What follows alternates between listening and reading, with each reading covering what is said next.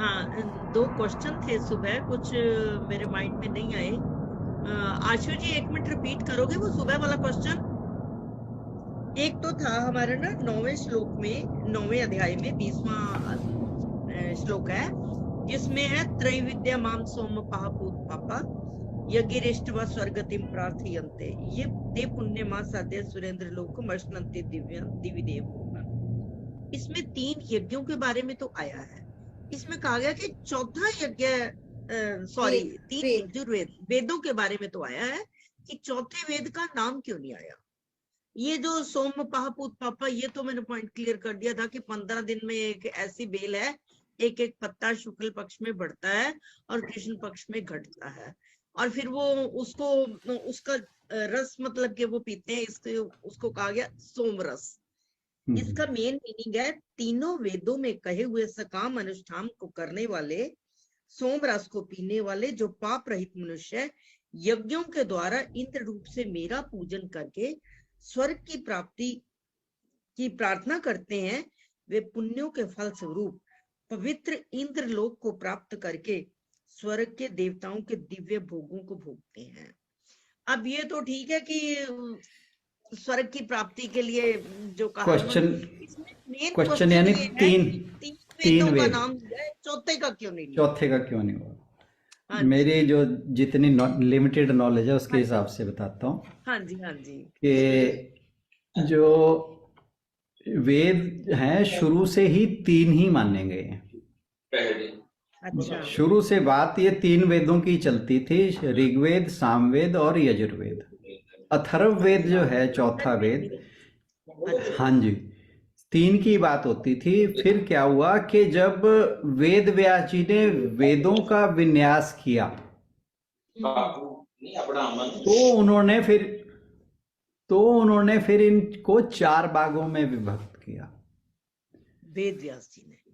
हाँ, वेद व्यास जी ने, जितना मुझे याद है। तो उससे बताया आपने, लेकिन अथर्ववेद में वैसे क्या वर्णन किया हुआ है? मुझे ध्यान नहीं है जी। मनी रिलेटेड इश्यूज है मेरे ख्याल से सारे इसमें। अच्छा, मुझे ध्यान नहीं है इस बात का, क्योंकि मैंने एक्चुअली अर्थवेद नहीं है, अथर्ववेद है। हाँ, अर्थवेद नहीं, अथर्ववेद है। अर्थवेद अथर्व बोल रहे हैं हम, अर्थ नहीं बोल रहे, अथर्व। हाँ, मैं वही बोल रही हूँ, वही बता रही हूँ कि इसमें मनी रिलेटेड नहीं है। अच्छा, ओके, हाँ, क्योंकि ये अथर्व है, अर्थ नहीं है। शायद आशु कंफ्यूज हो रही है। अच्छा, ना वर्ड तो अथर्व है, अथर्व है। हाँ, और मेरे को ऐसे याद आ रहा है, मैंने कहीं पढ़ा था शायद इसमें मेडिसिन आयुर्वेद के रिलेटेड है, मेरे को ऐसे याद आ रहा है, मैंने कहीं पढ़ा था। अच्छा, मेरे को भी ये याद आ रहा था, पर मैं श्योर नहीं था इसलिए बोल नहीं था रहा, पर मुझे भी यही ख्याल है कि आयुर्वेद जो है अथर्ववेद के अंदर कवर किया हुआ है, जड़ी बूटियों के बारे में है। हाँ, पर वो मैं श्योर नहीं हूँ, देखना पड़ेगा, इसलिए अभी इसके बारे में टिप्पणी नहीं करूंगा। इसमें कि इसमें देवताओं की स्तुति के साथ चिकित्सा, विज्ञान और दर्शन के आयुर्वेद तो हो गया फिर वो। अच्छा। तो जब वेदों का वेद व्यास जी ने विन्यास किया ना, उन्होंने 4 भागों में फिर बांटा। पहले तो वेदों की जो बात आती थी वो सारा का सारा ऑर्गेनाइज्ड नहीं था, क्योंकि जो हाँ जी, जो हमारी जितनी भी नॉलेज थी वो एक टीचर से दूसरे स्टूडेंट को, फिर वही स्टूडेंट टीचर बन के ऐसे, जिसे श्रुति कहा जाता है, श्रुति के माध्यम से, मतलब जो हमारी गुरु शिष्य परंपरा थी उसके हिसाब से एक जनरेशन से दूसरी जनरेशन को ऐसे ही ट्रांसफर होती जाती थी, और उसका कोई लिखित प्रमाण नहीं था। तो फिर वेद व्यास जी को कहा गया कि आप इनकी जो है इनको प्रॉपरली ऑर्गेनाइज करिए ताकि इस ज्ञान का संरक्षण किया जा सके। फिर उन्होंने इसको 4 भागों में विभक्त करके 4, इसीलिए उनका नाम वैसे तो कृष्ण द्वैपायन था। तो वेदों का जो विन्यास किया उन्होंने, इसी कारण उनका नाम फिर वेद व्यास पड़ा। वेद व्यास पड़ा।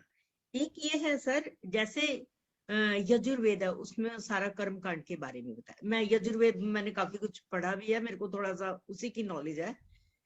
और सामवेद में मेरे ख्याल सारा ये गीत के रूप में है। गीतों, हाँ सामवेद में। बिल्कुल। ऋग्वेद में क्या बताया हुआ है? ऋग्वेद के अंदर भी कर्म कांड बताए हुए हैं, उसके अंदर अलग अलग देवताओं की स्तुति बताई गई है। अलग अलग देता हूँ कि ये हाँ जी, मेन कि कैसे मैं अपने वर्ड्स के अकॉर्डिंग बता रही हूँ कि 3 वेदों को क्यों लिया गया। इन तीनों वेदों में कामना को रख कर दिए हुए सारे मंत्र है मेन। और जो चौथा है, मतलब कि अब आपने क्लियर किया ना, तब मुझे याद आया कि चौथा जो है उसमें सारा आयुर्वेद का दिया गया है, इसलिए उसको इसके बीच में काउंट नहीं किया गया। क्योंकि इसमें सारा कुछ ये कहा गया ना कि इंद्रलोक को प्राप्त करके स्वर्ग के भोगों की इच्छा करते हैं। बिल्कुल बिल्कुल बिल्कुल। ये नहीं आया इसके तो बीच में मेन जो है। वो हम बात भी करते हैं कि जो वेद है ना, उनका मेन पार्ट कहा जाता है कि 3/4 पार्ट जो है वो कर्म कांड ही है। कर्म कांड ही है। हाँ, बस वो और इसीलिए ही छोड़ा जो गया, उसमें आयुर्वेद के और बारे में सारा और जो medicines के उपनिषद आदि ज्ञान है, जो वास्तविक ज्ञान है, ज्ञान कांड जिसे कहा जाता है, एक कर्म कांड एक ज्ञान कांड। ज्ञान कांड जो है वो वेदों के अंतिम हिस्से में दिया गया है, इसीलिए उसको वेदांत भी कहा जाता है।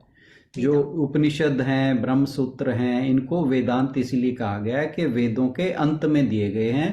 मेन पार्ट जो है वेदों का वो कर्म कांड है, और उसका भी कारण ये बताया गया कि क्यों है कि जो मनुष्य है, जैसे भगवान जी गीता में बताते हैं कि विरले ही लोग जो हैं वो आध्यात्मिक मार्ग पर चलते हैं। तो जो मेन पॉपुलेशन है वो अपना वेलफेयर ही सिर्फ चाहती है, तो इसलिए वेदों का जो मुख्य भाग है वो कर्म कांड के लिए, ताकि वो अपने वेलफेयर के लिए काम कर सकें। और ज्ञान कांड उसमें लास्ट में इसलिए रखा गया कि जो लोग इस स्तर से ऊपर उठ जाएंगे वो फिर ज्ञान की प्राप्ति के लिए कोशिश करेंगे, तो उनके लिए फिर ये वेदांत डाला गया था। तो जितनी मेरी समझ थी, जानकारी थी, वो मैंने आपसे शेयर की। ना कि चारों वेदों के बारे में पता चल गया ना हमें। जैसे सामवेद का बता गया कि इसमें गीत रूप में ही है सारा, जी जी और जी। यजुर्वेद में सारा कर्म कांड है, और ऋग्वेद में डिफरेंट देवताओं के बारे में दिया हुआ है यहाँ पर। हाँ जी। सिर्फ जो वो हमारा चौथा अथर्ववेद जो है उसमें आयुर्वेदिक है सारा, मेडिसिन के बारे उसमें में। और चीजें भी हैं, और चीजें भी हैं उसमें, और चीजें भी हैं, मेरे को ध्यान नहीं आ रही। आयुर्वेद का, हाँ जी, आयुर्वेद तो है ही है, उसमें और चीजें भी हैं, मेरे को इस टाइम याद नहीं है। बस। अच्छा, एक और था आशु जी क्वेश्चन है, शुरू में जो योनिया है, क्या था क्वेश्चन है आशु जी? हेलो, बैठे? हाँ जी दीदी। मैंने कहा दूसरा क्वेश्चन क्या था, मैं भूल गई, वो कुछ था ऐसे ही जिसको मैं रिपीट कर रही थी कि यज्ञ पुरुष भगवान के भुजाओं से क्षत्रिय पैदा हुए, जघाओं से वैश्य, और मेरे ख्याल उनके पांव से शूद्र कुछ ये था, मुख से ब्राह्मण, मुख से ब्राह्मण, मुख से ब्राह्मण, कुछ ऐसा योनियों के बारे में था। शुरू में योनियां कैसे बनी? दीदी एक बार उसको मैं शेयर कर दूंगी सर के साथ, तो वो वाला वीडियो दोबारा देख के उसमें जहां कहीं जो भी संशय होंगे उनके ऊपर दोबारा चर्चा कर लेंगे फिर, है ना? अच्छा, क्योंकि मेरे को उस टाइम सुबह वो पॉइंट आ नहीं रहा था दिमाग में, इतना की आया मैं वो जो बोली हूँ सारा नहीं था मेरे दिमाग में, क्योंकि बात यह ना पूरी तरह से परफेक्ट तो मैं नहीं हूँ। मैंने तो जैसे चैप्टर करवाया उसके अकॉर्डिंग तो थोड़ा बहुत मेरे दिमाग में था, बता दिया मैंने। परफेक्ट कोई भी नहीं है जी। हो गया। मैंने कहा परफेक्ट कोई नहीं है। नहीं, पहला क्वेश्चन तो सर यही था, पहला नहीं है वो, इसलिए आप टाइम ज्यादा निकाल पाते हो देखने के लिए, मैं उतना टाइम नहीं मैं निकाल पाती। हाँ ये है कि ये नहीं, मैं वेला आदमी हूँ तो मैं इन्हीं चक्करों में लगा नहीं, जैसे मेरे ब्रदर है ना सुरेंद्र भाई साहब है, वो सारा दिन लगे रहते हैं उसमें, तो नेचुरली वो वजह वही है ना कि अब रिटायर हो गए, अब खाली बैठे हैं, तो कुछ तो करना ही है ना। जितना स्टडी करो नहीं सर फर्स्ट क्वेश्चन तो यही था कि जैसे कृष्ण जी सब जगह बोलते हैं कि मैं ऐसे कहता हूँ, मैं ये कहता हूँ। तो डॉक्टर मीनाक्षी का क्वेश्चन था कि ऐसे उनका घमंड दिखाई देता है कई जगह पे भगवान जी का, वो तो मैंने कर दिया था कि क्लियर। वो क्यों है, कि ऐसा क्यों उन्होंने कहा है, कि ऐसे लगता है कि वो ईगो है बहुत ज्यादा। नहीं, नहीं नहीं उसको तो मैंने नहीं कर दिया था क्लियर आशु जी। वो पॉइंट में तो ये था, अविधि जो कहते हैं ना कि जो देवताओं की पूजा करते हैं अविधि पूर्वक, मतलब कि अविधि पूर्वक का मतलब कि वो देवताओं को परमात्मा से अलग मानते हैं, जबकि देवताओं में भी शक्ति जो है उस सुप्रीम पावर की ही है, वो अलग नहीं है। इसको कहा गया। इसको वो बोल रहे थे कि घमंड सा लगता है, यहाँ पर ऐसा नहीं है कुछ। जिस देवता की भी हम पूजा करते हैं वो वास्तव में उस सुप्रीम पावर की ही है। वो तो सिर्फ आगे शक्ति है उसने बांटी हुई है तो वही सुप्रीम पावर है, जिस मर्जी रूप में देख लो। ये था वो अच्छा, वैसे point मैं तो एक आपका चीज कहना चाहती हूँ। वाकई हाँ पहले हाँ ऐसे जी। महसूस होता था, पर अब ऐसा समझ में आया है मुझे, मैं ठीक समझी हूँ क्या, नहीं तो और भी क्लियर करें, कि भगवान शायद इसीलिए बताते हैं कि हम लोग ना कोई ऐसे बोलता है, जैसे हमारे मम्मी पापा भी कुछ बोलते हैं, बड़े हैं बोलते हैं, तो हम क्या कहते हैं, ठीक है ना, पता है। तो क्योंकि भगवान जी ऐसा बता रहे हैं तो हम हो सकता है ना माने, तो भगवान ये बता रहे हैं कि मेरे में इतनी पावर है, तेरे को मानना पड़ेगा भाई। शायद शायद मेरी पावर है। तो भाई क्योंकि हम ऐसे नॉर्मली बोलते हैं तो हम सोचते हैं हमें भी तो पता है ना, ये क्या सोच रहा है, मेरे में दिमाग नहीं है। नॉर्मल बंदा ऐसे सोचता है, तो भगवान उनको पहले अपनी पूरी पावर दिखाते हैं और फिर बताते हैं मेरे को इतना सब कुछ पता है, अब तो मानना ही पड़ेगा ना, फिर तो मैं मान ही जाऊंगी ना, अगर मेरे को पता चलेगा जी ये तो इतने बड़े हैं, इनमें इतने गुण हैं, या इनमें इतनी पावर है, चाहे तो डर के मानूंगी, चाहे तो रिस्पेक्ट करके मानूंगी, पर मान जाऊंगी। और मान अगर जाओ। उन्होंने ऐसे ही बोल दिया तो मैं सोचूंगी अच्छा इनको ज्यादा समझ है, मेरे को नहीं है क्या। हर कोई अपने आप को इंटेलिजेंट समझता है ना, ठीक शायद है। इसीलिए भगवान ने बोला हो। मैं ठीक हूँ क्या, या और भी कोई नहीं ठीक कारण है कहा जो आपने। भगवान ने मेन चीज तो देवताओं की पूजा में और भगवान की पूजा में डिफरेंस क्या है। देवताओं से हम जो मांगेंगे वो मिल जाता है हमें, चाहे वो हमारे लिए हितकारी है या नहीं है। लेकिन वो उस सुप्रीम पावर की अर्चना से हमें वही मिलता है जो हमारे लिए हितकारी है। अच्छा है, जो हमारे लिए अच्छा हाँ नहीं, मैं तो ये अदरवाइज point ये है। बात तो मेरे की समझ में आ गई, मैं अदरवाइज कह हाँ रही हूँ कि बहुत जगह पे जैसे 7वें अध्याय में भी, 7वें अध्याय में भी भगवान ने हमेशा यही बताया कि रसों में रस मैं हूँ, सूर्य में गर्म मैं बिल्कुल। प्रकाश मैं हूँ, चंद्रमा में मैं प्रकाश हूँ, अग्नि में मैं हूँ गर्मी। तो हम ऐसा, एक नॉर्मल बंदा ऐसे ही सोचता है ना, हर जगह मैं करे जा रहे हैं। तो ये क्या, जैसा ये तो फिर मीनाक्षी जी के हमारी दिमाग में आया, थिंकिंग है ना। बात ये वही ना मैं उसके बिना शायद कोई चीज भगवान ने है ही इसीलिए नहीं। कहा हो कि इसको अगर पता अगर वो चलेगा वृक्ष में कि मेरे नहीं में होगा, कितनी पावर अगर है। वो वृक्ष में नहीं होगा वृक्ष बढ़ेगा नहीं, सूख जाएगा। अगर हमारे अंदर नहीं होगा ये तो मास का लोथड़ा है।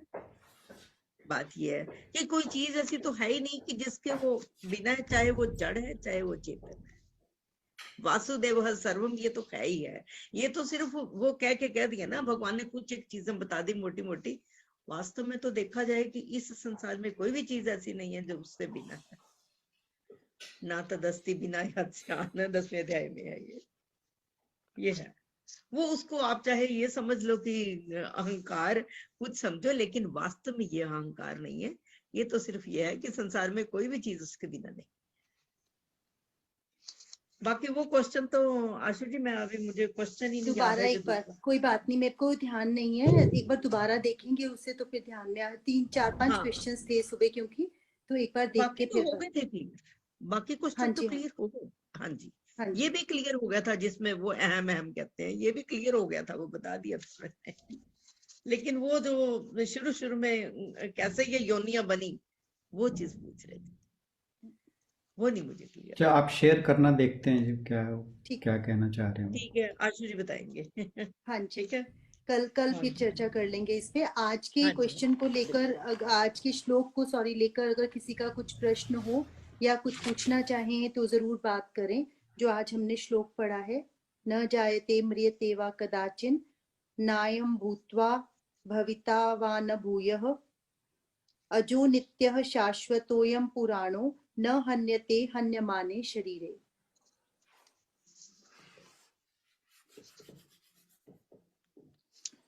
मैं सोच रहा था आज 2 श्लोक कर लेंगे, कोई बात नहीं, आज हमारी पर